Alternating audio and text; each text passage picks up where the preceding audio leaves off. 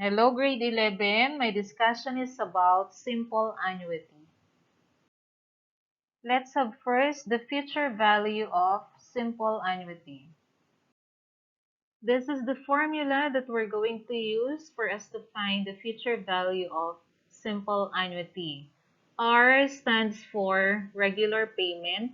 J stands for the interest rate per period.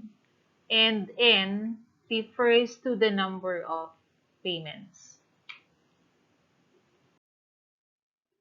Example number 1 of simple annuity. Anna started to deposit 5,000 quarterly. So 5,000 is our, or the regular payment, the regular deposit every quarter. In a fund that pays 1% compounded quarterly. 1% is 0.01. So this is the rate. Compounded quarterly. So the rate should be 0.01 over 4. Why over 4? Because this is compounded quarterly. How much will be in the fund after 5 years? Let's write first the given. F is equal to R, or regular payment, times 1 plus J raised to N minus 1 all over J. So let us replace the letter. R will become 5,000 times 1 plus J. How shall we get J? J is the rate over 4. So the rate here is 1% or 0.01 over 4 because this is compounded quarterly. So 0.01 over 4. So 1 plus 0.01 over 4 raised to n, and here is the number of times that Anna will deposit. So n should be, if this is quarterly, meaning to say in a year, she should pay 4 times. So that's 4 times 5 years. 4 times 5 is 20. So your n here should be replaced with 20. And then simply copy minus 1 all over copy 0.01 over 4 because this is also j. And then close parenthesis. Solving this will give us 123,000 123,514.09.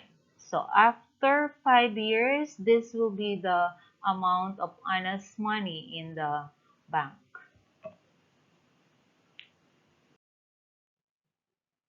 Next, example number 2. In order to save for her high school graduation, Ellen decided to save 500 pesos at the end of each month. If the bank pays 5% compounded monthly, how much will her money be at the end of 3 years? Let us be guided by the formula. F is equal to R times 1 plus J raised to N minus 1 all over J. Let us identify the given one by one. R is simply 500.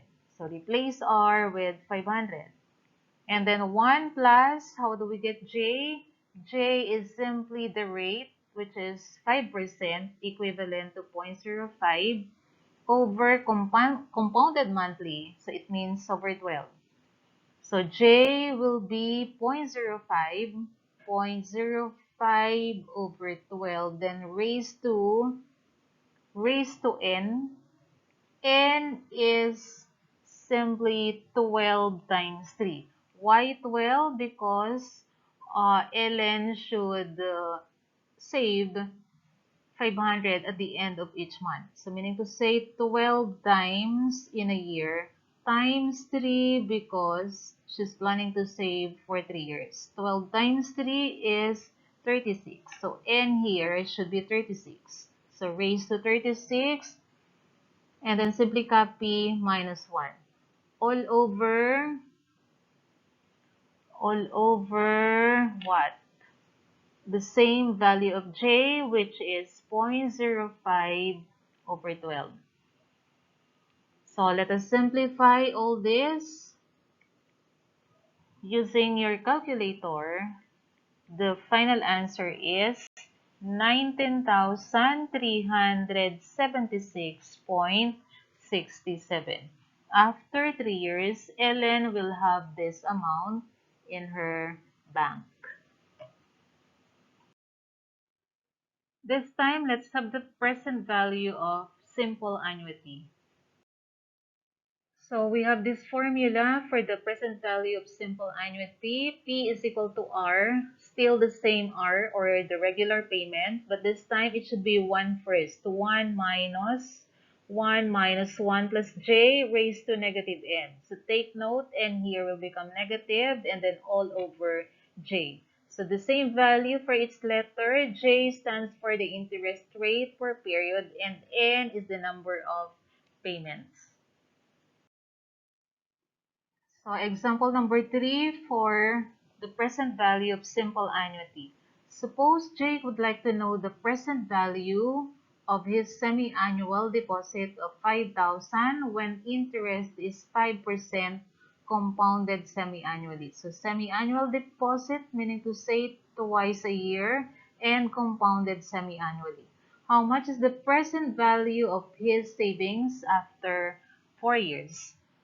Let us write first the formula P. So this time it's P because we have to look for the present value. So P is equal to R times 1 minus 1 minus open parenthesis 1 plus j close parenthesis raised to negative n all over the value of j and then close parenthesis.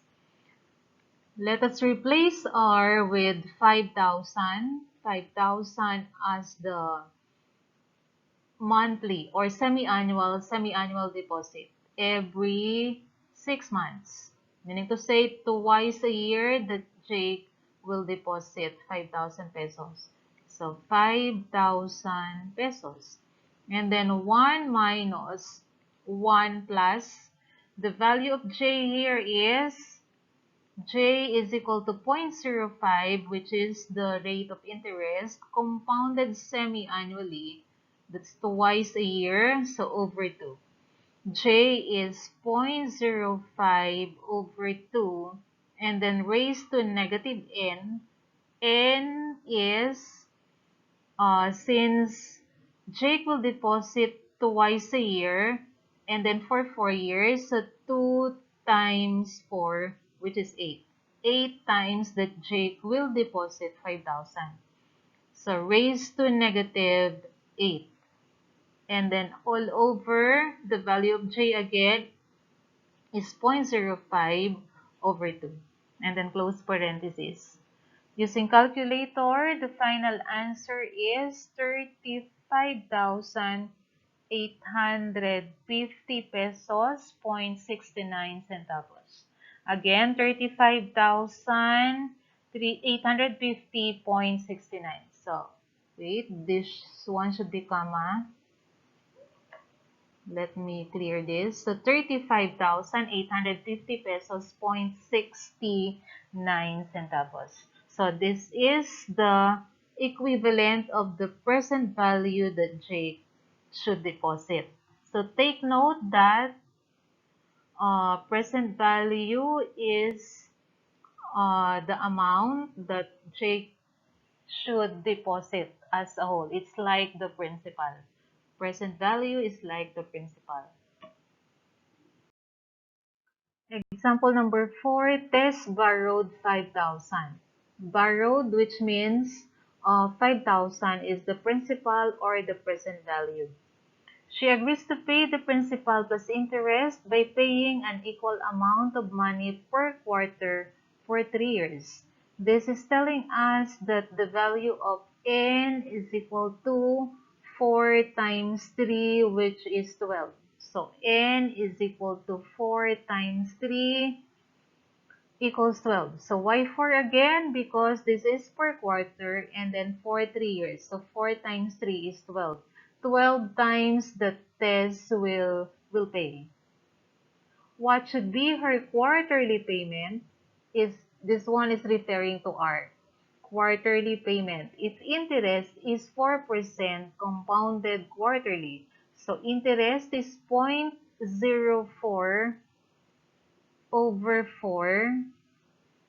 4 because it's quarterly, and this is now the value of J. So here, the missing is R, or the regular payment. So let us write the formula. P is equal to R times 1 minus 1 plus J raised to negative N all over J. P is given, which is 5,000. So 5,000 is equal to R. R is missing. And then 1 minus 1 plus, the value of J is this, 0.04 over 4. And then raised to negative N, the value of N is 12. So raised to negative 12 all over J, which is 0.04 over 4 again. And then close parenthesis. Solving this will give us the value of R, which is equal to, so we have to solve all this first, the one beside R. Once we have already the value for this, then divide 5,000 by whatever value that we'll get here. And the final answer is 444 pesos 0.24. This is the regular payment that TES should pay every quarter for 3 years. That's all about the different problems involving simple annuity for both future value and present value.